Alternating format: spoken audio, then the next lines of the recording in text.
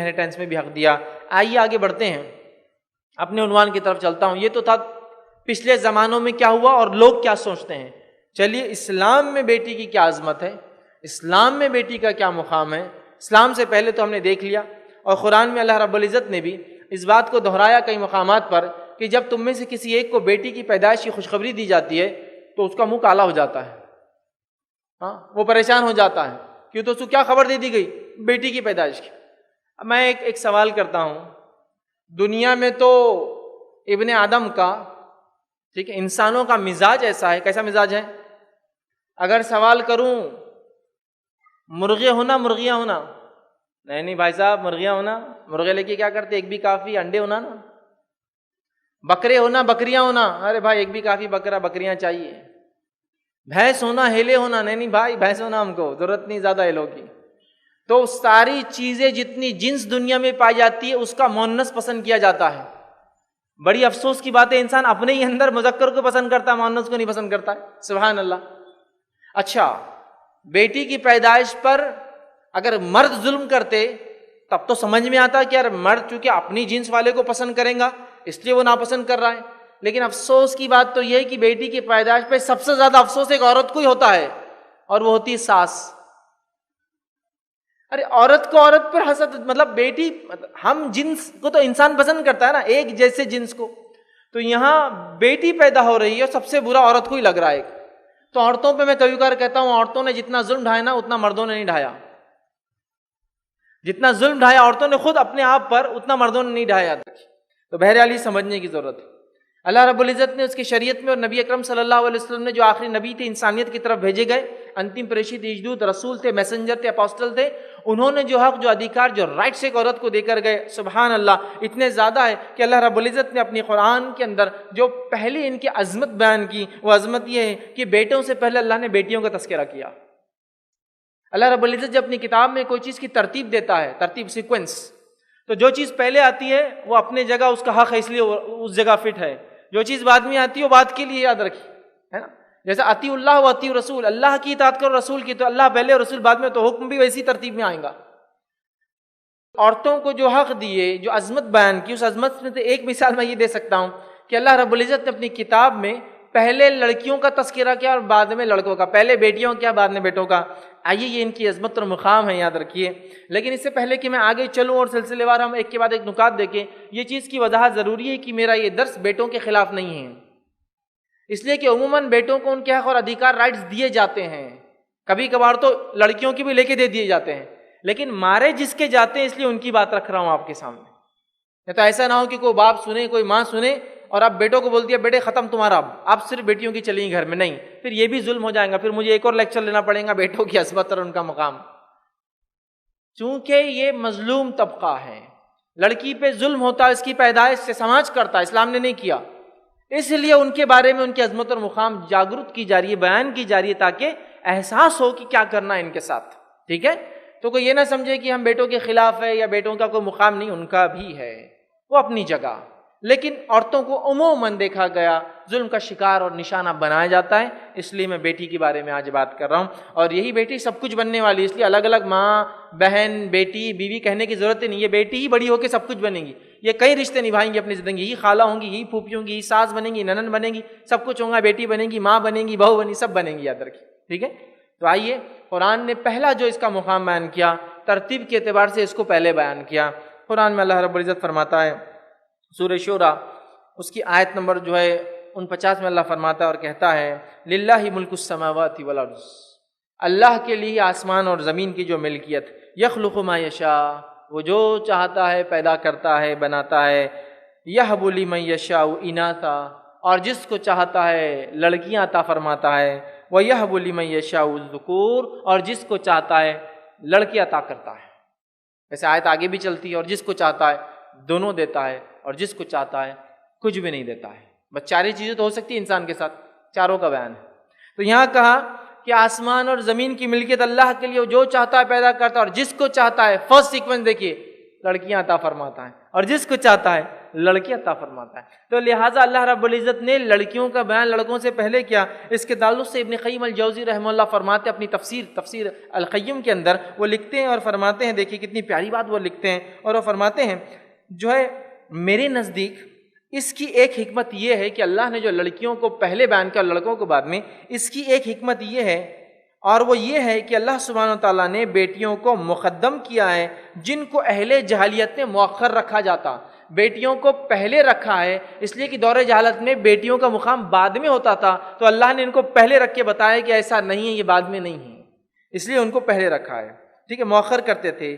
گویا کہ یہ بیان کرنا مقصود ہے اللہ کا کہ تمہاری طرف جو تمہاری نظر میں جو بعد میں ہے وہ ہمارے نزدیک پہلے ہے، تمہاری نظر میں لڑکیاں بعد میں ہیں، اللہ کہنا چاہ رہا نہیں ہمارے نزدیک یہ پہلے، اس لیے ان کا بیان پہلے آ رہا ہے۔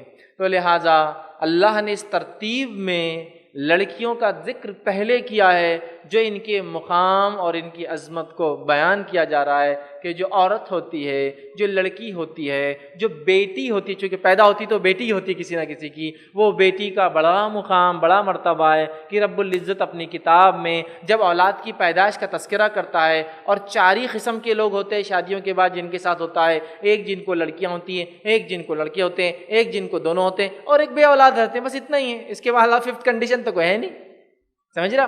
تو لہٰذا 4 کنڈیشن بیان کی، تو فرسٹ پریفرنس دیکھیے لڑکیوں کو دیا، تو ہمیں لڑکی کا مقام سمجھنے کی بہت زیادہ جو ہے ضرورت ہے، یاد رکھیے۔ اسی طرح ہم دیکھتے ہیں جو دوسرا ان کا مقام اور مرتبہ قرآن نے بتایا وہ یہ ہے کہ بیٹی کی پیدائش پر کافروں کی صفت بیان کی کہ وہ افسردہ ہو جاتے ہیں۔ مشرکین مکہ کی ایک صفت قرآن نے بیان کی کہ جب بیٹی پیدا ہوتی تو افسردہ ہو جاتے ہیں، مایوس ہو جاتے ہیں، غمزدہ ہو جاتے ہیں، مچل جاتے ہیں، بچل جاتے ہیں، بھدک جاتے ہیں، روتے پلاتے ہیں، منہ کالا ہو جاتا ہے، ڈوب مرنے کو دل چاہتا ہے ان کا۔ میں امید کرتا ہوں ایسا ہم میں سے کسی کا دل نہیں چاہتا ہوں گا۔ یہ ان کا ہوتا تھا، یہ ان کا ہوتا تھا جن کو سمجھ نہیں تھی بیٹا اور بیٹی کیا ہے، وہ فرق کرتے تھے۔ اسلام نے دونوں کو مقام دیا، برابر مرتبہ دیا، برابر حقوق دیے، برابر رائٹس دیے، برابر پسندیں دی، یاد رکھی کوئی تمیز نہیں کو بولے یہاں الگ ہے وہاں الگ ہے، سب کو جو چاہیے وہ دیا۔ لیکن آپ کو بولے کہ نہیں بالکل ایک جیسا تو نہیں کیا نا، ارے بھائی اسلام کی خصوصیت یہ ہے جس کو جتنی چیز کی ضرورت ہے اتنا دیتا ہے۔ 100 واٹ کا بلب ہے تو 100 کا کرنٹ دینا، 60 کو 60 کا دینا چاہیے، اننیسری زیادہ کرنا بھی مسئلہ ہوتا ہے، لیکن اوور آل اللہ کے نزدیک دونوں برابر ہے، اوور آل اللہ کے نزدیک دونوں برابر ہے۔ ہاں کسی فیلڈ میں کوئی آگے، کسی فیلڈ میں کوئی آگے، یہ تو ہوتا ہے، لیکن اوور آل اللہ کے نزدیک دونوں برابر ہے۔ لیکن کچھ لوگوں کا مزاج کیسا ہوتا ہے معلوم؟ نہیں برابر بولے تو بالکل ایک جیسا۔ اب چلو ویسا مان بھی لے، چلو بالکل ایک جیسا ہے۔ اب رات میں گھر میں چور آ گیا تو شوہر بیوی کو اٹھا کے بولیں گا بیوی تم اور میں برابر ہے نا، ہاں چلو اب تم جا کے چور کو بھگاؤ، میں دونوں کو برابر مانتا ہوں۔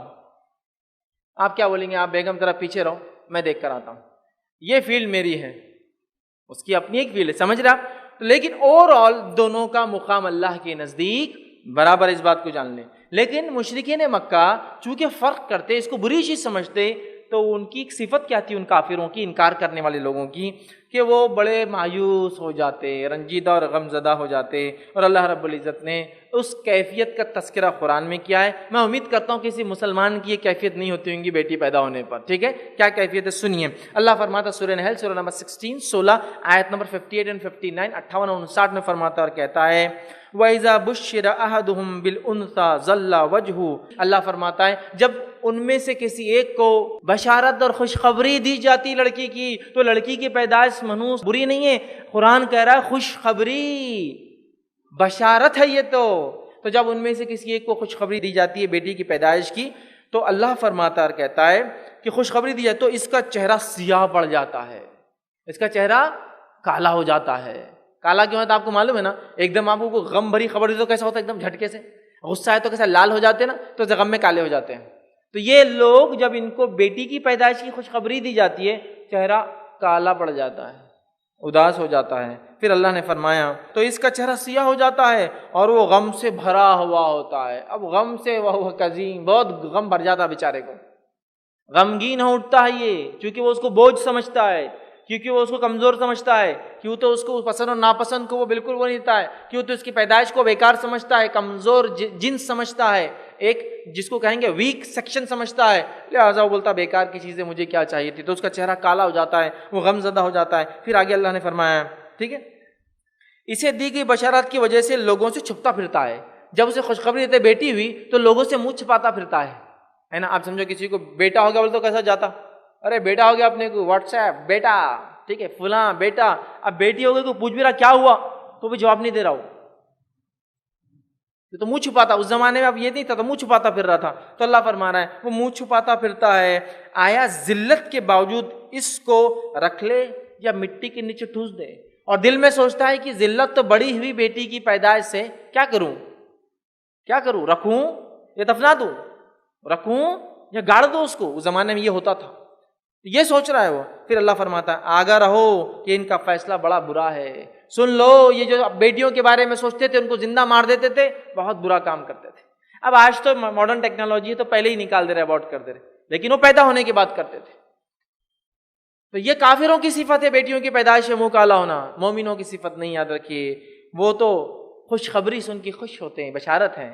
اچھا، لڑکی کی پیدائش پہ یہ لفظ نہیں ہے قرآن میں کہیں بھی کہ کسی کو بشارت دی جاتی ہے خوشخبری۔ تو دیکھیے لڑکی کا مقام اور مرتبہ دیکھیے، اور کافروں کے منہ سیاہ ہوتے ہیں، مومن تو اس کو بشارت لیتے ہیں، خوشخبری لیتے، کیوں نہ ہو اس کے فضائل، اس کی عظمت، اس کا مقام ہی ایسا ہے۔ ابھی آگے آئیں گا انشاءاللہ، کے بعد ایک حوالہ رکھوں گا جب بات سمجھ میں آئیں گی، ٹھیک ہے۔ تو بیٹی کی پیدائش پہ ان کا چہرہ کالا ہو جاتا ہے، یاد رکھیے، ٹھیک ہے۔ بیٹیوں کی پیدائش پر خفا ہونا یہ جاہلانہ رسم ہے، یاد رکھیے، بیٹیوں کی پیدائش پہ خفا ہونا یہ جاہلانہ رسم ہے، عادت ہے، یاد رکھیے۔ اور اللہ تعالیٰ نے اپنے اس کلام میں، قرآن میں مذمت کی اس کی، کہا کہ ان کا چہرہ کالا ہو جاتا ہے، غم سے بھر جاتے ہیں، یہ بالکل غلط ہے۔ امام احمد بن حنبل رحمہ اللہ جب کسی کو بیٹی کی خبر سنتے کہ اس کو بیٹی پیدا ہوئی ہے تو یہ کہا کرتے تھے اور فرماتے تھے انبیاء علیہ الصلوۃ والسلام بیٹیوں کے باپ تھے۔ سنتے کسی کے پاس کی بیٹی ہوئی ہے تو اس کو کیا بولتے، گھبرانا مت، غم مت کرنا، انبیاء بیٹیوں کے باپ تھے، انبیاء علیہ الصلوۃ والسلام بیٹیوں کے باپ تھے، اور کیوں نہ ہو، رسول اللہ صلی اللہ علیہ وسلم کو آپ دیکھیے بیٹیاں تھیں 4 ہے نا۔ تو انبیاء علیہ الصلوۃ والسلام بیٹیوں کے باپ تھے، تو اللہ نے تجھے تو وہی عطا کیا جو اپنے نبیوں کو بھی عطا کیا، اور نبیوں کو اللہ کوئی زحمت عطا نہیں کر سکتا، وہ نعمت تھی بیٹیاں، تو سمجھنے کی ضرورت ہے۔ تو وہ خوشخبری دیتے تھے اور پھر فرمایا کرتے تھے بے شک بیٹیوں کے متعلق جو کچھ قرآن و سنت میں آیا ہے وہ تجھے معلوم ہے نا، مطلب قرآن و سنت میں بیٹیوں کا جو مقام ہے تجھے معلوم ہی ہے نا۔ انبیاء جو ہے بیٹیوں کے والد ہوا کرتے تھے، اور قرآن و سنت میں ان کے بارے میں جو کچھ آئے تو جانتا ہے، مطلب غم مت کر، برا مت مان، یہ مت سوچ کہ وارث تو نہیں ہوا میرے کو پیدا، یہ مت سوچ کہ میرا کام کون آگے لے کے بڑھیں گا، ارے تجھے بشارت دی گئی، بیٹی دی گئی، یاد رکھیے یہ انبیاؤں کو عطا کی گئی نعمتیں، اور تو جانتا ہے قرآن و سنت میں ان کے بارے میں کیا باتیں آئی، یاد رکھیے۔ اسی طرح جو ہے بیٹی اور بیٹے دونوں کی پیدائش پر آپ اگر دینا چاہتے ہیں مبارکباد تو دونوں کی دے یا دونوں کی نہ دے، اس لیے کہ یہ بھی ناانصافی ہوں گی کہ بیٹی پیدا ہو تو مبارکباد نہ دی جائے اور بیٹا ہو تو دیا جائے، چونکہ مشرکین مکہ غم میں ڈوب جاتے تھے، ہم تو غم نہیں کرتے ہیں، لہٰذا اگر ہم کو کسی کی خبر آئے بیٹی ہو یا بیٹا ہو دونوں پر مبارکباد دے یا پھر دونوں پہ نہ دے۔ یہ تو ناانصافی ہوں گی کہ ایک انسان بیٹی کی پیدائش مبارکباد نہ دے اور بیٹے کی دے۔ دور جہالت میں آپ کو پتا ہے مشرکین مکہ بیٹوں کی پیدائش مبارکباد دیتے اور بیٹی کی موت پہ مبارکباد دیا کرتے تھے، معلوم، جب مر جاتی تو بولتے بہت اچھا مبارک ہو تم، اور بیٹوں کی پیدائش میں مبارکباد دیتے تھے۔ یہ بھی ظلم ہوگا کہ اب آپ دونوں میں تمیز کریں، دونوں کی پیدائش پہ مجھے خبر آئی کسی کی بیٹی یا بیٹے کی، دونوں کی دے یا تو مت دے۔ یہ نہیں کہ بیٹا ہو تو آپ بھی کرو، ہو میرے بھائی کو بیٹا ہوا مبارکباد دوں گا، میری بہن کو بیٹا ہوا، ارے بیٹی ہو گئی کہ آپ جان دو چھوڑو، نہیں دونوں کو دیں۔ بلکہ میں تو اپنے الفاظ میں یہ بھی کہتا ہوں بہت سی بار، دونوں کی پیدائش پہ مٹھائی بھی ایک جیسی ہونا چاہیے، ہلکی اور مہنگی مٹھائی سے آپ ڈیفرینشیٹ نہیں کر سکتے بیٹا اور بیٹی کے اندر، یہ تمیز آپ بچپن سے نہیں کر سکتے ان کی پیدائش پہ کہ بیٹا پیدا ہوا تو مہنگے قسم کے لڈو اچھے اچھے پیڑے بانٹے جائے اور بیٹی ہوئی تو بندی جلیبی بھیج دو بنا کے۔ میٹھا تو دونوں میں بھی سمجھتا ہوں، لیکن ایک مہنگا میٹھا ہے اور ایک سستا میٹھا نہیں، یہ فرق اور تمیز نہیں کر سکتے آپ، یہ ناانصافی ہوں گی، اس کی پیدائش سے آپ ناانصافی کر رہے ہیں کہ ایک کے لیے مہنگی مٹھائی اور دوسرے کے لیے سستی والی دے رہے ہیں۔ برابر دیجیے، مبارکباد برابر، خوشی برابر، مٹھائی برابر، جو کچھ کرتے ہیں دونوں کے لیے برابر کیجیے۔ جب شریعت نے فرق نہیں کیا تو تم اور میں کون ہوتے فرق کرنے والے اس کے اندر؟ اس بات کو ہم ذہن نشین کر لے، یاد رکھیں۔ تیسری ان کی فضیلت، عظمت اور مقام بیٹی کا وہ کیا ہے کہ بیٹیوں کو ناپسند کرنے کی ممانعت ہے، بیٹیوں کو ناپسند کرنے کی ممانعت ہے، اور بیٹیاں پیار کرنے والیاں ہوتی ہے، ٹھیک ہے، اور بیش قیمتی ہوتی ہے، حدیث سے فرمایا گیا بیٹیاں پیار کرنے والی اور بیش قیمتی ہوتی ہے، اور ان کے تعلق سے یاد رکھیے ناپسند کرنے کی ممانعت آئی ہے کہ ایسا نہ کیا کرو، پسند کیا کرو ان کو۔ آئیے حدیث کے اندر الفاظ اس طرح سے امام طبرانی نے اور مسند احمد میں روایت آتی ہے کہ عقبہ بن عامر رضی اللہ عنہ فرماتے اور کہتے ہیں کہ رسول اللہ صلی اللہ علیہ وسلم فرمایا کہا بیٹیوں کو ناپسند نہ کرو، مطلب ان کو پسند کرو، ناپسند نہ کرو۔ بہت سی بار باپ کو دیکھا گیا گھر میں داخل ہو رہا ہے، بیٹی بھی کھڑی بیٹا بھی کھڑا، باہر سفر سے آئے، پہلے بیٹے کو گود میں اٹھاتا، نہیں، پھر دونوں ہے تو دونوں کو اٹھائے، یا پھر جو بڑا ہے اس سے شروع کرے پھر چھوٹے کی طرف جائے، یا پھر جو چھوٹا ہے نہ سمجھ اس سے چالو کر کے بڑے کی طرف، لیکن یہ ناانصافی نہ ہو۔ نبی اکرم صلی اللہ علیہ وسلم تو یہاں تک دیکھا کہ ایک صحابی کے پاس ایک ان کا بیٹا آیا، انہوں نے اس کو خوب پیار کیا اور ان کی بیٹی کو نہیں کیا، تو آپ نے کہا یہ ناانصافی ہے، دونوں کو کرتا، دونوں کو پیار کرتا، دونوں کو چومتا، ایک کو چوما تم نے صرف لڑکے کو، لڑکی کو بھی کرتے، ٹھیک ہے، تو لہٰذا ان کو ناپسند نہ کرو۔ بہت سے لوگ بولتے نا کیا میں پہلے ہی مصیبت میں ڈوبا تھا اور اللہ نے تجھے دے دیا مجھے، خیر میں تیرے کو کر تو لوں گا تیرا کچھ نہ کچھ بیٹا، لیکن بڑا بوجھ ہے تو میرے لیے۔ اب وہ بیچاری بچپن سے مینٹل ٹارچر میں زندگی گزارتی کہ میں باپ پہ بوجھوں، باپ پہ بوجھوں، باپ پہ بوجھوں، وہ بھی سوچتی بس جہاں دے دے اٹھا کے دے دے بھیا، بس نکل جاؤں اس گھر سے، بوجھ ہوں نا میں سب کے لیے۔ نہیں، کبھی برا مت لگنے دیجیے ان کا، یاد رکھیے ناپسند مت کیجیے ان کو۔ پھر آگے فرمایا کیونکہ یقیناً وہ تو پیار کرنے والیاں اور قیمتی چیز ہے۔ بیٹی کو ناپسند مت کرو کیوں تو یقیناً وہ پیار کرنے والیاں اور بڑی قیمتی چیز ہے، اور اس کی مثال وہی باپ سمجھ سکتا ہے جو بوڑھا ہو چکا ہے، جس کو اگر 10 بچے بھی ہوں گے، لڑکے ہوں گے اور ایک لڑکی ہوں گی نا، وہ 10 بچے سے بازو سوتے ہوں گے، بازو کے روم میں ہوں گے اپنی بیویوں کے ساتھ، باپ بیمار ہے، ماں بیمار ہے، خیال نہیں ہوں گا، لیکن ملکوں دور سے بیٹی کا فون برابر آتا ہوں گا، ابا کیسے ہے آج، امی آپ کیسے، ملکوں دور سے فون کریں گی برابر، وہ پیار کرنے والیاں ہوتی ہے، ٹھیک ہے۔ اسی طرح بڑی قیمتی چیز ہوتی ہے، اور یہ بات سمجھ ابھی زمانے میں کبھی آدمی نہیں سمجھتا کہ وہ کتنا پیار کرنے والیاں ہوتی ہیں۔ ایک صاحب کو میں نے دیکھا جو بیٹیوں کو سخت ناپسند کرتے تھے، ان کو بیٹیاں اللہ نے بہت دی، بیٹے بھی تھے لیکن بیٹیوں کو شادی بیاہ کرو، سنبھالو ان کو، پالو، پھر دے دو کسی کے حوالے، وہ ناپسند کرتے تھے۔ اب ہوا یہ کہ ایک دن پڑوس میں کسی کا انتقال ہو گیا، اب یہ بڑے حضرت پریشان کہ وہ بوڑھے آدمی کو نہلایا دھلایا کفنایا گیا اور لے جا کے دفنا دیے، کسی ایک کا آنسو بہانے کی بھی خبر نہیں آئی۔ ہوتا ہے نا تھوڑا رونے کی آواز آتی ہے پڑوس میں، تو انہوں نے پوچھ لیا اپنی بہو سے کہ بہو کیا بات ہے، پڑوس سے وہ جو حضرت مر گئے رونے کی آواز نہیں آئی، تو بہو بھی بڑی ہوشیار تھی اور معلوم ہے حضرت کو بیٹیاں پسند نہیں ہیں، تو اس نے جواب دی پڑوس والوں کو بیٹی نہیں تھی پورے بہویں، اور بہویں روتی نہیں سسر کے مرنے پر، وہ بیٹیاں ہی آنسو بہاتی ہیں، تو بڑے متاثر ہو گئے کہ صحیح بات ہے، بیٹیاں ہی روتی ہیں، بیٹے کہاں روتے ہیں، بہویں کہاں روتی ہیں۔ میں یہ نہیں کہہ رہا ہوں بہویں اور بیٹے نہیں روتے، کچھ کرتے ہوں گے، لیکن وہ غم جو بیٹیوں کو ہوتا ہے، وہ جو اور غم کیوں ہوتا ہے، ان کی محبت کی وجہ سے۔ تو آپ سے فرما رہے وہ بہت محبت کرنے والیاں ہوتی ہیں اور قیمتی چیز ہوتی ہے، اور قیمتی چیز کا فائدہ بھی بہت زیادہ ہوتا ہے، دنیا میں بھی اور آخرت میں۔ یہ بات بھی سمجھنے کی ضرورت ہے، سمجھ رہے بات کو؟ تو لہٰذا آپ صلی اللہ علیہ وسلم نے ان کو ناپسند کرنے سے منع کیا۔ پیار کرنے والیاں ہوتی ہے جو دنیا میں ہم دیکھتے بھی ہیں، اور بیش قیمتی ہوتی ہے، یہ بیان کیا، اور واقعی میں وہ پیار کرنے والیاں ہوتی ہیں۔ اور کیا مثال دوں، بیٹی سے بڑھ کر مثال دیتا ہوں، ہم میں سے اکثر لوگ دادی کے دلار کو یاد کرتے ہیں اگر دادی گزر گئی ہے تو، اگر زندہ ہے تو دادی بولے تو دادی ہے، پھر چونکہ ماں سے زیادہ خیال دادی کو رہتا، پوتے پاتیوں کا ہوتا ہی نہیں ہوتا۔ بچہ گر گیا تو ماں تو صرف بولتی بیٹے اٹھ جاؤ، دادی کا کیا حال ہوتا ادھر سے، کیسا گرا بہو میرا بچہ اور میری بچی، تو بہو بھی کانپ جاتی ہے، ارے باہ بڑی بھی کو معلوم ہو گیا اب کیا کرتی کہ میرا حال، اس کو اس سے زیادہ پیار ہے۔ تو دادی کا دلار چاہیے ہم سب کو، نانی کا دلار چاہیے ہو، نانی کے پاس تو کیا عزت رہتی بچوں کی، ہے نا، جب چلے جاتے نانی گھر تو پورے بادشاہ بن جاتے بچے، کہ تمہارے داماد کے بچے بول کے ہاتھ نہیں لگاتے، بڑا لاڑ پیار پھولوں کے ساتھ رکھتے ہو۔ تو نانی کا دلار چاہیے، دادی کا پیار چاہیے، خالہ کا پیار چاہیے، پھوپھی کا پیار چاہیے، ماں کا پیار چاہیے، لیکن پیدائش کے بیٹی نہیں چاہیے۔ تو جب یہ پیدا نہیں ہوں گی تو پھر ماں کیسے بنے گی، پھوپھی کیسا بنے گی، خالہ کیسا بنے گی، نانی کیسا بنے گی، دادی کیسا بنے گی، بتاؤ؟ یہ پیار تو سب کا ہونا، لیکن پیدا نہیں ہونا اس نے۔ یہی بچی پیدا ہوں گی تو کل دادی بنے گی، کل ماں بنے گی، کل پھوپھی بنے گی، کل خالہ بنے گی، تو پیار تو سب کا ہونا لیکن پیدا نہیں ہونا اس نے۔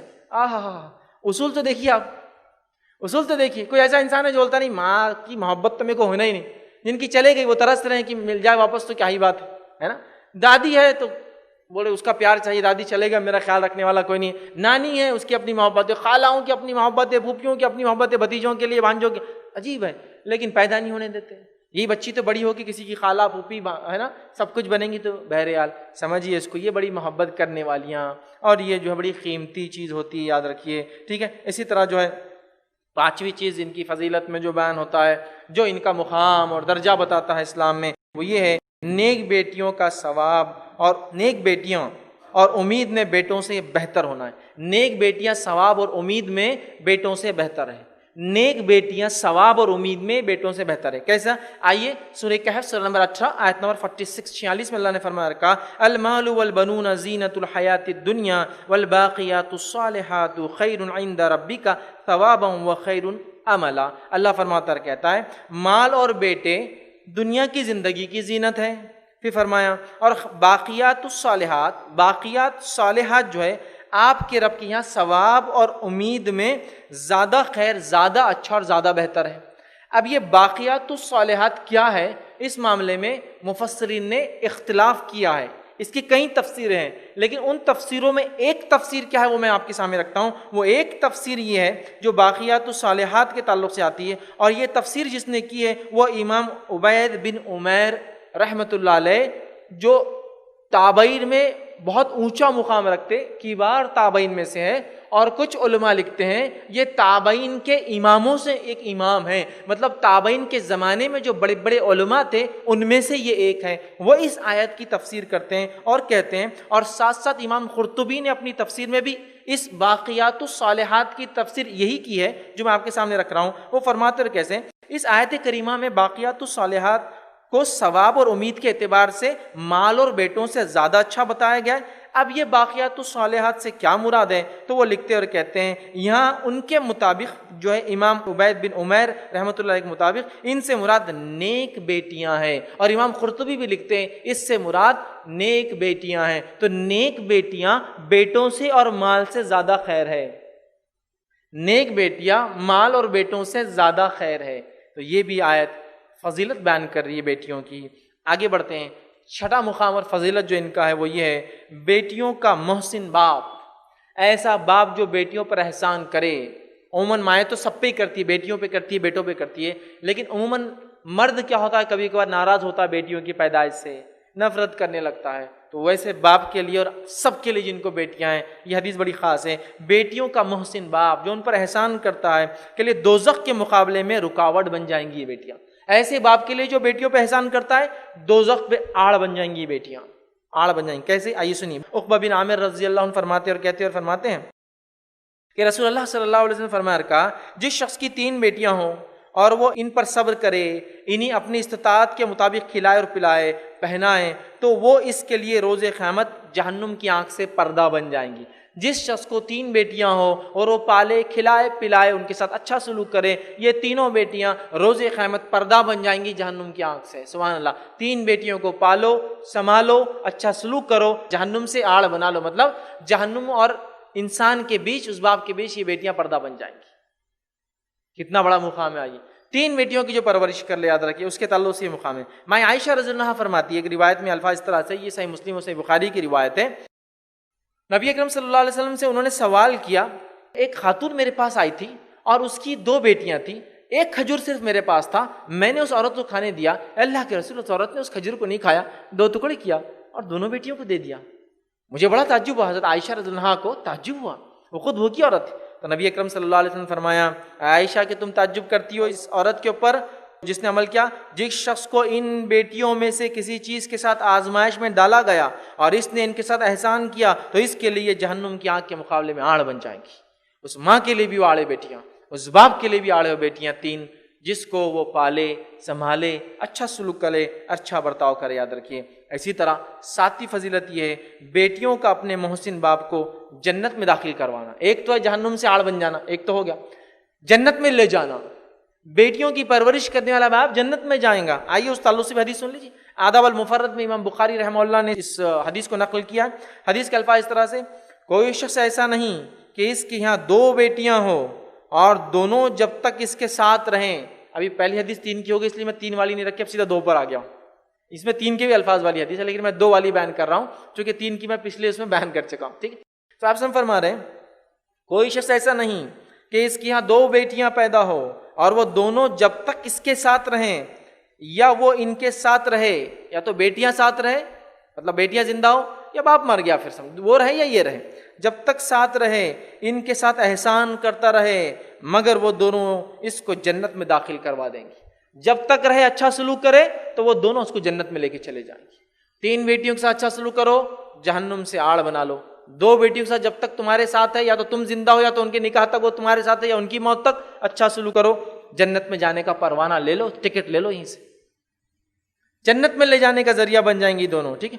مسند احمد کے اندر ایک روایت میں یہ الفاظ ہے، جابر رضی اللہ عنہ بیان کرتے اور فرماتے ہیں، ٹھیک ہے، وہ فرماتے اور کہتے ہیں کہ جس شخص کی 3 بیٹیاں ہوں وہ انہیں جگہ مہیا کرے اور اچھے سے رکھے، ان پر شفقت کرے، رحم کرے، اچھا سلوک کرے اور ان کی کفالت کرے، ان پر خرچ کرے تو یقینی طور پر اس کے لیے جنت واجب ہو جاتی ہے. وہ 2 لے جائیں گی اور 3 واجب کر دیں گی. جنت اس باپ کے لیے، ان والدین کے لیے واجب ہو جاتی ہے. ایک شخص اٹھا اور کہ اللہ کے رسول صلی اللہ علیہ وسلم 2 کے بارے میں کیا کہتے ہیں آپ؟ شاید ان کو 2 لڑکیاں نہیں ہوں. تو کہا 2 بھی جائیں گی لے کر جنت، جنت واجب ہو گئی.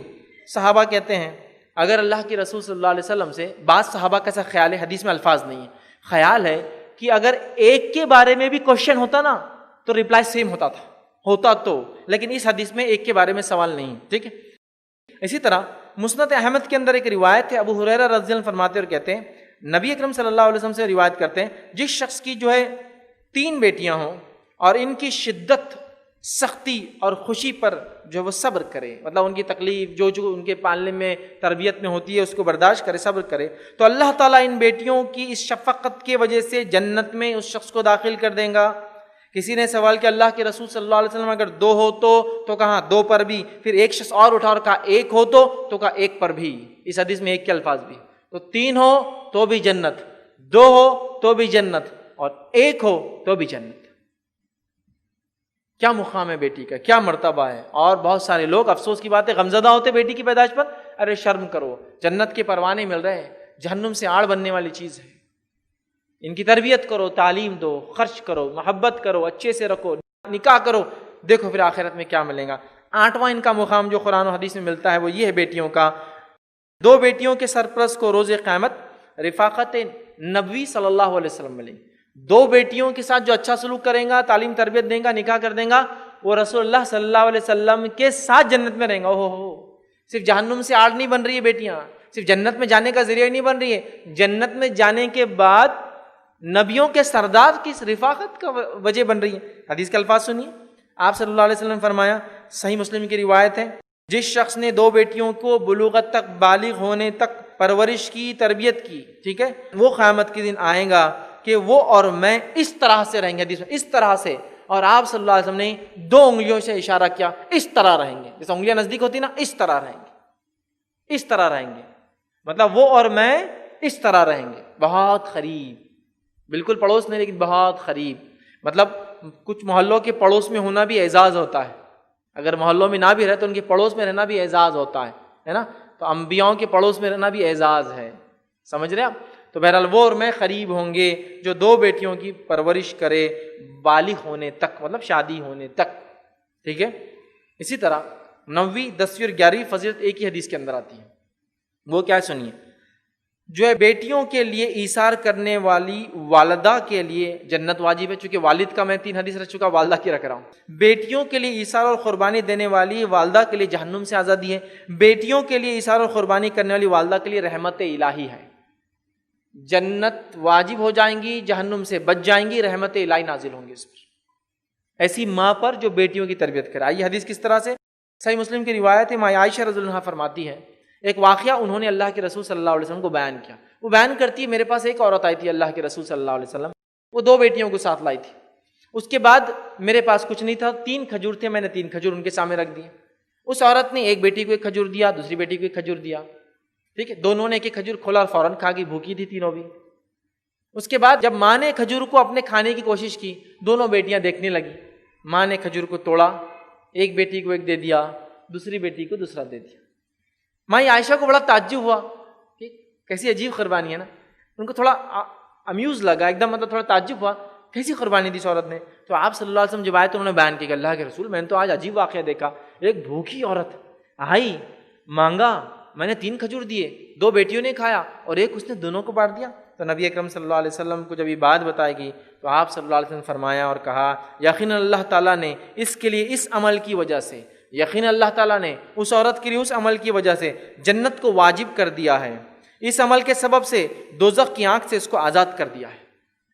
اس عمل کی وجہ سے جہنم اس پر جو ہے حرام کر دی ہے اور جنت اس پر واجب کر دی ہے. اور ایک دوسری روایت میں آداب المفرد میں اسی حدیث میں اضافی الفاظ آتے ہیں, اور وہ اضافی الفاظ آداب المفرد میں کیا ہے, وہ الفاظ یہ, اپنی 2 بچیوں پر اس کی شفقت کرنے کی بنیاد پر اللہ تعالیٰ اس پر رحم فرمائیں گا. تو 3 باتیں پتہ چلی. ایک ماں کے لیے جو بچیوں کے ساتھ اچھا سلوک کرتی ہے, تو بہت ساری مائیں بچیوں میں ناانصافیاں کرتی, میں نے دیکھا. لڑکا ہے تو محبوب رکھتی ہے, محبت زیادہ کرتی ہے لڑکیوں سے, نہیں, دونوں سے برابر, دونوں سے برابر. ٹھیک ہے. تو بہرحال وہ بچیاں جہنم سے نجات کا ذریعہ, وہ بچیاں جنت میں جانے کا ذریعہ, وہ بچیاں رحمت الہی کا ذریعہ ہے, یاد رکھیے. تو لہٰذا باپ کے لیے بھی خوشخبری ہے, ماں کے لیے بھی خوشخبری. آئیے 12واں پوائنٹ, 12ویں فضیلت جو لڑکیوں کی ہم کو ملتی ہے وہ یہ ہے, بیٹی کی رضامندی کے بغیر نکاح نہیں ہوتا. کتنے رائٹس دیے اسلام نے, دیکھیے. اب ایک تو پیدائش کی خوشخبری, پالو تو فائدہ, دنیا میں فائدہ, آخرت میں فائدہ, اور ان کے رائٹس بھی دیکھیے کیسے دیے ہیں. بیٹی کا یہ مقام اور مرتبہ ہے, اس کے پوچھے بغیر نکاح نہیں ہوتا ہے. میں نے کہا نا, اسلام سے پہلے لڑکی کی پسند ناپسند کی کوئی اہمیت نہیں تھی, جس کھوٹے سے چاہو اس کو باندھ دو. اسلام نے کہا نہیں, اس کی پسند معنی رکھتی ہے. اگر یہ نکاح میں پسند کرتی ہے لڑکے کو تو ٹھیک, ریجیکٹ کر دے تو ریجیکٹ, نو کوشچنس آسکڈ. سمجھا سکتے ہیں آپ, زبردستی نہیں کر سکتے. منا سکتے ہیں آپ, زبردستی نہیں کر سکتے. سمجھاؤ بجھاؤ, لیکن زبردستی شادی نہیں کر سکتے. ایسی شادی اسلام میں انویلڈ ہے, انویلڈ, ایسا نکاح نہیں ہوتا. آئیے آپ کو حدیث میں رکھتا ہوں, صحیح بخاری کی روایت ہے, ٹھیک ہے, کہ بیٹی کی رضامندی کے بغیر نکاح نہیں ہوتا. ان کو یہ مقام اور مرتبہ, یہ حق اسلام نے دیا. ابو ہریرہ رضی اللہ عنہ فرماتے ہیں کہ ایک خاتون تھی اور ان کا نکاح جو ہے ان کے والد نے کر دیا تھا, اور وہ جو ہے مطلقہ تھی یا بیوہ تھی. ان کا نکاح ان کے والد نے کر دیا, لیکن بغیر اجازت کے کر دیا, بغیر ان سے پوچھے کر دیا. تو نبی اکرم صلی اللہ علیہ وسلم نے فرمایا, بیوہ کا نکاح اس کے حکم کے لیے بغیر نہ کیا جائے, اور دوشیزہ کا نکاح اس کی اجازت کے بغیر نہ کیا جائے. بیوہ کا جو ہے نکاح اس کی اجازت کے بغیر نہ کیا جائے, اور دوشیزہ مطلب جو کنواری لڑکی ہے اس کا نکاح بھی بغیر اس سے پوچھے نہ کیا جائے. صحابہ نے پوچھا, اللہ کے رسول, وہ بیوہ سے تو ٹھیک ہے پوچھے, چونکہ وہ اتنی جھجک محسوس نہیں کریں گی, بول دیں گی ہاں نا, لیکن ایک دوشیزہ سے, کنواری سے کیسا پوچھے؟ کنواری لڑکیاں شرماتی ہیں. تو آپ صلی اللہ علیہ وسلم نے فرمایا, کنواری لڑکی کی خاموشی اس کی ہاں ہے, کنواری لڑکی کی خاموشی اس کی ہاں ہے, لیکن بیوہ کو بولنا پڑے گا ہاں یا نہ, اس کی خاموشی نہیں چلیں گی. لیکن کنواری لڑکی کو ہاں بولنے کی ضرورت نہیں ہے, لیکن نہ بولنا پڑے گا اس کو. اگر وہ خاموش رہے تو اس کا معنی ہوتا ہے ہاں, لیکن نہ ہے تو وہ کہے نہیں مجھے پسند نہیں. ٹھیک ہے, تو حدیث میں بات بیان کی. ٹھیک ہے, امام بخاری نے اس روایت کو اس باب میں نقل کیا, ایک چیپٹر بنا اپنی کتاب میں, اور کہا کہ باپ یا کوئی اور ولی دوشیزہ یا بیوہ کا نکاح اس کی رضامندی کے بغیر نہ کرے. چیپٹر انہوں نے لکھا کہ کوئی بیوہ ہو یا کنواری ہو, اس کا نکاح اس کی اجازت کے بغیر نہیں ہوتا. ٹھیک ہے. اسی طرح جو ہے امام بخاری نے ماں عائشہ رضی اللہ عنہا سے ایک حدیث روایت کی, اس میں آپ نے فرمایا رکھا, دوشیزہ سے اس کے نکاح کے لیے اجازت طلب کی جائے, کنواری لڑکی سے اجازت طلب کی جائے. تو ماں عائشہ نے عرض کیا اور فرمایا, دوشیزہ شرماتی ہے, کنواری لڑکی کو بولنے میں شرم آتی ہے کہ ہاں مجھے شادی کرنا ہے یا مجھے پسند ہے. تو آپ صلی اللہ علیہ وسلم نے فرمایا, اس کا سکوت, اس کی خاموشی اس کی ہاں ہے. تو ایک کنواری لڑکی کو نہ بولنا پڑے گا, خاموش رہنا چاہیے. بہت سی بار لڑکیاں خاموش رہتی, پھر بولتی ہم سے پوچھے نہیں, بھائی آپ کو جب معلوم ہو رہا رشتہ چل رہا ہے, کر رہا ہے, آپ کو نہ بولنے کا پورا حق ہے, آپ نے نہ بول دینا چاہیے اگر آپ کو وہ لڑکا پسند نہیں ہے. تو یہ بات یاد رکھ لیجئے. ٹھیک ہے, یہ بات بڑی اہم ہے, یاد رکھیے. تو ایک خاتون کے پوچھے بغیر نکاح نہیں ہو سکتا, یہ اس کا حق ہے, اور یہ اس کا جو ہے مرتبہ اور مقام اسلام نے دیا کہ اس کے پوچھے بغیر نکاح نہیں ہوتا, اس کی خاموشی وہ ہے. اب یہاں ایک بات جو سمجھنے کی ہے, بڑی اہم ہے, وہ یہ ہے کہ ہمارے پاس ایک مسئلہ یہ ہوتا ہے کہ نکاح طے ہو گیا, نکاح طے ہو گیا, مسجد میں مجمع جمع ہو گیا, مطلب شادی کا دن آ گیا جو طے تھا, قاضی صاحب بیٹھے ہوئے ہیں, جناب دولہے صاحب تیار ہو کر آ گئے, وہ بھی انتظار کر رہے ہیں, اور اب جا کے کوئی پوچھ کے آ رہا ہے قبول ہے کیا، اب وہ نہ بول سکتی؟ اتنا پیسہ داؤ پہ لگ گیا، اب نہ بولیں گی؟ وہ خاندان جمع ہو گیا، قبیلہ کنبہ جمع کر لیے، پورا شہر جمع ہے اور اب نہ بولیں گی؟ تو ذرا یہاں ولی کے لیے ضروری ہے، اگر یہ صرف کاغذی کاروائی کے لیے تو پھر تو ٹھیک، لیکن اجازت آپ طے کر کے 2 لوگوں کو بٹھا کے بولیں گے ابھی پوچھ کے آتا لڑکی سے آیا نا، اب وہ نہ بولیں گی کیا؟ یہ پہلے پوچھنا ہے۔ ہاں کاغذی کاروائی ہے تو چلنے دیجیے آپ، اس سے مسئلہ نہیں ہے، لیکن اگر ریئل میں آپ جب بھی پوچھتے ہیں تو یہ بہت بھیانک اور بھینکر غلطی کر رہے ہیں آپ۔ جب کیا وہ نہ بولیں گی، پھر پسند کہاں ہے بیچاری کی؟ ٹھیک ہے، یہ بات کو ذرا توجہ دے، پوچھنا پہلے ہے۔ ہاں کاغذی کاروائی قاضی صاحب بول رہے ہیں میرے سامنے بھی تو ہو تو ٹھیک ہے، وہ ہو رہا ہے، لیکن ہرگز ایسا نہ ہو کہ اب ریئل میں جب بھی پوچھ رہے بیچاری سے، یہ بالکل اس کا حق مارنا میں آ جائیں گے، یاد رکھیے۔ دوسرا پوائنٹ جو اس میں اہم ہے وہ یہ ہے، جو کنواری لڑکی ہے اس کے لیے دوسرا پوائنٹ جو اہم ہے وہ یہ ہے، وہ خاموخواہ کے خاموشی اختیار مت کرو بھائی۔ خاموشی اختیار کریں گے تو اس کا مطلب ہوتا ہے شریعت میں، ہاں امام قرطبی بھی لکھتے ہیں ہمارے دور میں ہم کیا کرتے تھے کہ لڑکی کے پاس جب پوچھنے جاتے تھے تو اس کو یہ پوچھتے تھے اگر تم اس پر راضی ہو تو چپ رہو اور راضی نہیں ہے تو پھر بولو۔ قاضی کا کام ہے، وہ کہتے تھے ہمارے زمانے میں، وہ جا کر بولتا تھا لڑکی کو اگر تم راضی ہو تو چپ رہو، اگر راضی نہ ہو تو بولو مجھے، تاکہ ایک یاد دہانی ہوتی، ریمائنڈر کی بات تمہارے پوچھے بغیر نہیں ہوتا۔ لیکن ایسا تو ہرگز نہیں ہونا کہ سب کچھ کر دیا اور بعد میں آپ اس سے پوچھ رہے، یہ تو بالکل جو ہے غلط ہو جائے گا۔ 12واں پوائنٹ ہو گیا، اس کے پسند سے اس کا نکاح ہو سکتا ہے، اس کا حق ہے۔ بیٹی کے مرضی کے خلاف اگر نکاح ہوا تو بیٹی چاہے تو توڑ سکتی ہے اس نکاح کو، یہ حق بھی اسلام نے دیا۔ دیکھیے کیا ہیومن رائٹس ہے، کیا انسانی حقوق ہے۔ اور ایک عورت کو اس زمانے میں جہاں پیر کی جوتی عورتوں کو سمجھا جاتا، بیچنے کی چیز سمجھا جاتا، استعمال کی چیز سمجھا جاتا، اسلام کہہ رہا ہے اس سے پوچھے بغیر کیا اس کو توڑنے کا بھی حق دے دیا، توڑنے کا بھی حق دے دیا۔ آئیے، بیوہ کی جات کے خلاف نکاح ہو تو وہ توڑ سکتی ہے۔ اس کے تعلق سے ایک روایت ہے جو خنسا بنت جو خدام رضی اللہ عنہ کا انصاریہ رضی اللہ عنہ کا ایک واقعہ ہے۔ اب یہاں ایک چیز کی وضاحت ضروری ہے، بہت سے لوگ بولتے ہیں ارے ایسی حدیثیں اگر آپ رکھ دیں گے لوگوں کے سامنے تو عورتیں تو بس دھڑا دھڑ طلاقیں لے لیں گی اور بولیں گی ہم کو تو حق ہے توڑنے کا۔ تو میں یہی تو کہہ رہا ہوں پہلے سمجھا دو ان کا حق کیا ہے، نہیں سمجھاتے ہوتے پرابلم شروع ہوتا ہے۔ پھر فرسٹ ان کا رائٹ دے دو، پھر وہ ان کو اپنا رائٹ اگر لے لیں گی تو پھر وہ کیوں طلاق لیں گی؟ پھر پہلے حق مت دو، بعد میں معلوم ہوگا بولا رہے اب تو طلاق لے لیں گی، تو پہلے حق کیوں نہیں دیا آپ نے، دبا کے کیوں رکھا؟ پہلے بتاؤ اس کو، اس کی پسند ناپسند۔ تو وہ کہتی ہے کہ ان کے والد نے ان کی اجازت کے بغیر نکاح کر دیا تھا۔ انہوں نے نبی اکرم صلی اللہ علیہ وسلم کی خدمت میں حاضر ہوئی اور کہا اللہ کے رسول صلی اللہ علیہ وسلم، صحیح بخاری کی روایت، میرے والد نے میرے اجازت کے بغیر میرا نکاح کر دیا۔ آپ صلی اللہ علیہ وسلم نے نکاح کو فسخ کر دیا، نکاح کو فسخ کر دیا، ختم کر دیا، طلاق دلا دی۔ کیسے رائٹ سے دیکھیے آپ، غور کیجیے۔ اس میں ایک اور چیز پتہ چلتی ہے، اسلام میں بیوہ دوسری شادی کر سکتی ہے، نہ صرف کر سکتی ہے، پسند سے کر سکتی ہے، پہلی بھی اور دوسری بھی۔ بہت ساری جگہ تو ایک بار عورت بیوہ ہوگی بیچاری تو سیکنڈ میرج کا سوال ہی نہیں ہے۔ اسلام میں سیکنڈ میرج بھی ہے، فرسٹ بھی پرمیشن کے ساتھ، اور سیکنڈ تو وربل پرمیشن کے ساتھ۔ فرسٹ میں تو اس کی خاموشی چل جائیں گی چونکہ کنواری تھی، سیکنڈ میں تو اس کو بولنا پڑے گا۔ ماشاءاللہ کیا رائٹس، یہ ہیومن رائٹس، یہ وومنس رائٹ ہے، یاد رکھیں، ٹھیک ہے۔ اسی طرح ایک لڑکی تھی، خاتون تھی، صحابیہ تھی، جن کے والد نے ان کا نکاح ان سے پوچھے بغیر کر دیا اور وہ کنواری تھی۔ وہ آئی اور کہا اللہ کے رسول صلی اللہ علیہ وسلم، میرے والد نے میری اجازت کے بغیر میرا نکاح کر دیا۔ تو نبی اکرم صلی اللہ علیہ وسلم نے اس کو اختیار دیا، چاہے تو رہے چاہے تو میں نکاح توڑ دیتا ہوں۔ اس کو اختیار دیا، رائٹ دیا، چاہے تو رہے چاہے تو میں تیرا نکاح توڑ دیتا ہوں۔ اب یہاں ایک پوائنٹ جو کہ سمجھنا ضروری ہے وہ یہ ہے، والد یا ولی، والد ولی ہوتا ہے، والد نہ ہونے کی شکل میں چاچا، دادا، نانا، ماموں، کوئی بھی اس کا محرم ولی ہو سکتا ہے۔ تو ولی کا یہ کام ہے کہ بیٹی یا اس کی ولایت میں جو لڑکی ہے ماتحت، اس کے نکاح کرنے سے پہلے اس سے اجازت لے۔ ہمارے پاس ہوتا ہے کہ اجازت نہیں لیتے اور بولتے اس کو سمجھتا نہیں، چھوٹی ہے، نہ سمجھ ہے، اس کو کیا سمجھیں گا، اتنے مشکل سے تو رشتہ آیا تھا، اب یہ بھی چھوڑ دیں گے تو پھر کیسا ہوگا، اس سے اچھا اور کام ملے گا اس لیے میں نے کر دیا۔ نہیں، آپ اس کو مناؤ، سمجھاؤ، لیکن آپ اس کی اجازت کے بعد کر نہیں سکتے۔ یہ بات بھی سن لو، آپ سمجھاؤ، مناؤ، بہت اچھا ہے، ٹائم دو، وقت لو لڑکے والوں سے، لیکن آپ زبردستی نہیں کر سکتے چاہے رشتہ کتنا ہی اچھا ہو، ٹھیک ہے۔ آئیے ایک واقعہ سن لیجئے۔ واقعہ ہے عبداللہ ابن عمر رضی اللہ عنہ کا۔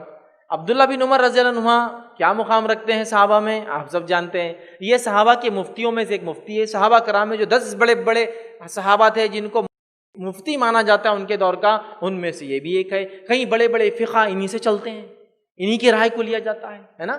بہت بڑے فقیہ الامت کا لقب رکھتے ہیں۔ انہوں نے ایک خاتون کو رشتہ بھیجا جن کے والد کا انتقال ہو چکا تھا اور ان کے چچا کی کفالت میں تھی۔ چچا نے کہا عبداللہ ابن عمر سے زیادہ کیا اچھا آئیں گا، نکاح کر دیا۔ بھتیجی کو بڑی ناراضگی ہوئی، اس نے اپنی والدہ سے کہا کہ چچا جو میرے ولی ہے انہوں نے اس طرح سے میرا نکاح کر دیا اور مجھے نہیں کرنا تھا عبداللہ سے۔ تو ان کی والدہ نے جو ہے یہ بات نبی اکرم صلی اللہ علیہ وسلم کو بتائی، یاد رکھیے، اور ان کا نکاح توڑ دیا گیا۔ اب بتائیے عبداللہ بن عمر رضی اللہ عنہ سے بھی زیادہ اچھا رشتہ آ سکتا ہے کیا؟ لیکن لڑکی کو پسند نہیں ہے، ولی نے چاہیے تھا کہ سمجھائے، ولی نے سمجھایا نہیں اور خود سے ڈیسیجن لے لیا، ڈیسیجن نہیں مانا گیا۔ تو میں کیا کہہ رہا ہوں، میں جانتا ہوں لڑکیوں کو سمجھ نہیں ہے، ماحول میں کیا چل رہا وہ نہیں سمجھتی ہے، لیکن آپ زبردستی مت کیجیے، سمجھائیے، منائیے، بجھائیے، ایکسپلین کیجیے، وہ سب کر سکتے آپ، بٹ زبردستی نہیں، یہ غلط ہوں، ٹھیک ہے۔ چلیے آگے بڑھتے ہیں، زبردستی نہیں ہوں گی، ایکسپلین آپ کر سکتے ہیں۔ یہاں ایک اور وضاحت ضروری ہے، وہ وضاحت کیا ہے؟ لڑکی بھی یہ سن لے کہ بغیر والد کی اجازت کے وہ بھی نکاح نہیں کر سکتی ہے، یہ دو طرفہ معاملہ ہے۔ لڑکی کی اجازت کے بغیر بھی نکاح ہوتا اور ولی کے بھی نہیں ہوتا، یہ بات بھی یاد رکھ لیں۔ نبی اکرم صلی اللہ علیہ وسلم فرماتے ہیں، حدیث کے الفاظ اس طرح سے ہے، یہ جو مسند احمد کی روایت ہے کہ لا نکاح الا بولی، اس کا نکاح نہیں جس میں ولی نہیں، ولی کے بغیر بھی نکاح نہیں۔ تو پتہ چلا باپ بھی راضی ہو یا ولی بھی راضی ہو اور لڑکی بھی راضی ہو یا بیٹی بھی راضی ہو، دونوں کی رضامندی کے ساتھ میوچل انڈرسٹینڈنگ سے باپ یہ کہہ سکتا ہے دیکھو یہ لڑکا اچھا ہے بول رہا مطلب وہ راضی ہے، تم کیا کہتی ہو بیٹا، سمجھو، وقت لو، سمے لو، اپنا آرام سے سوچو، ڈیسیجن لو۔ پھر بیٹی کہہ رہی ہے اچھا ٹھیک ہے والد صاحب نے جو سمجھایا مجھے سمجھ میں آیا، میں چاہتی ہوں ٹھیک ہے، یا کہتے نہیں مجھے سمجھ میں نہیں آ رہا میں نہیں چاہتی ہوں۔